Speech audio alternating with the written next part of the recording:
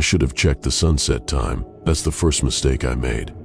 The second was staying on that mountain long enough to see what I wasn't supposed to. I'd been photographing the slope for hours, losing myself in the strange, almost glowing wildflowers that seemed to blanket the earth like spilled paint.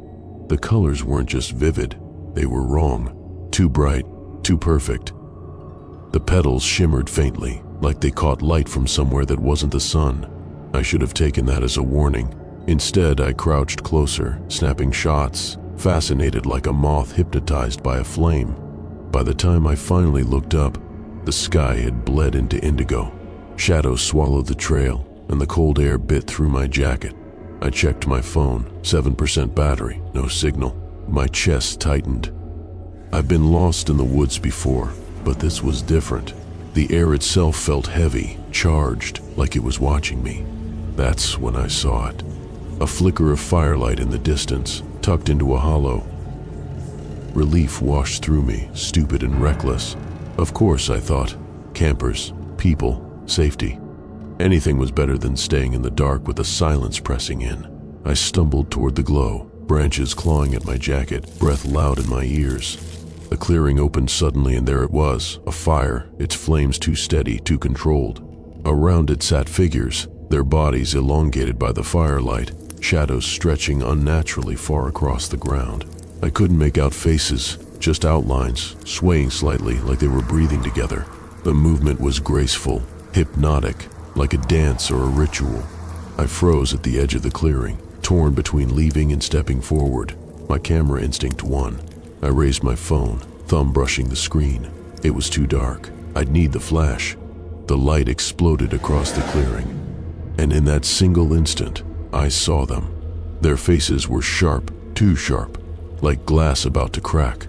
Skin pale with an undercurrent of something metallic. And their eyes, God, their eyes weren't reflecting the light. They were glowing from within, burning like lanterns, beautiful, terrifying, inhuman. A sound rose up then, not from their mouths, but from the air itself. A gasp.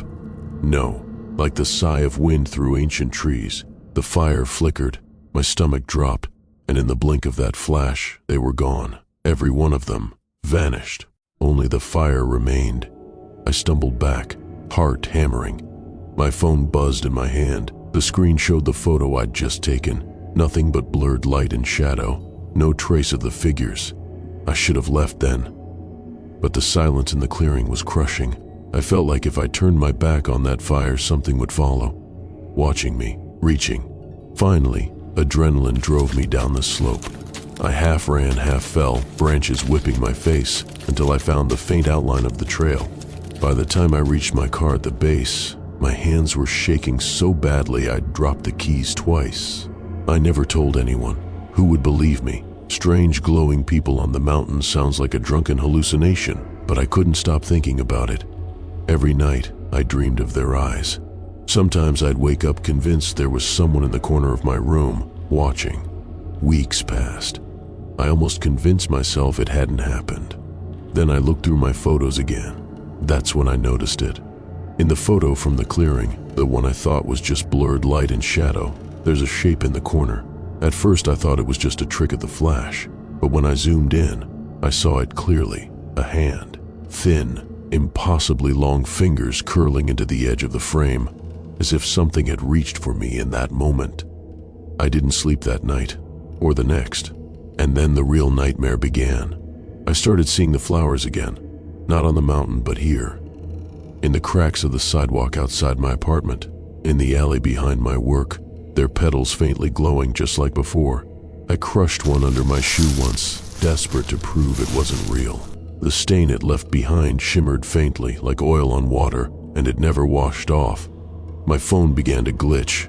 Photos I didn't take appearing in my gallery. Dark forests, firelight, my own face sleeping. The worst was the video. It appeared in my files 3 nights ago, 38 seconds long. It shows me, sitting cross-legged in the clearing, staring into the fire. But my face, it isn't right. My smile is stretched too wide, eyes glowing faintly in the dark. I don't remember filming it. I don't remember being there. And yet, When I scrubbed through the frames, I noticed something in the background. Rows of figures, just beyond the light of the fire, all watching me. Yesterday I went back to the mountain. I don't know why. Some compulsion, maybe to prove it was real, maybe because something wanted me to. I found the same hollow, no fire this time, no figures, just wildflowers carpeting the ground in impossible colors. When I leaned closer, I swear I heard them, faint whispers rising from the petals. They weren't speaking a language I knew, but I understood. Welcome back. I ran. I don't even remember driving home, but when I got inside, I found dirt on my shoes that wasn't there before. Rich, black soil entangled in the laces, a single flower, its petals pulsing faintly like a heartbeat. I threw it away. This morning, it was back on my kitchen table. I don't know how much longer I can resist. Sometimes when I catch my reflection, it doesn't move with me. It lags, like it's thinking for itself. Sometimes I smile without meaning to, and my teeth look too sharp. I'm writing this because I don't think I'm me anymore. Or maybe I never was. Maybe that night, when I pressed the flash, they didn't disappear. Maybe they stepped inside. And the Elias telling you this story, I don't think he's the Elias who walked down that mountain.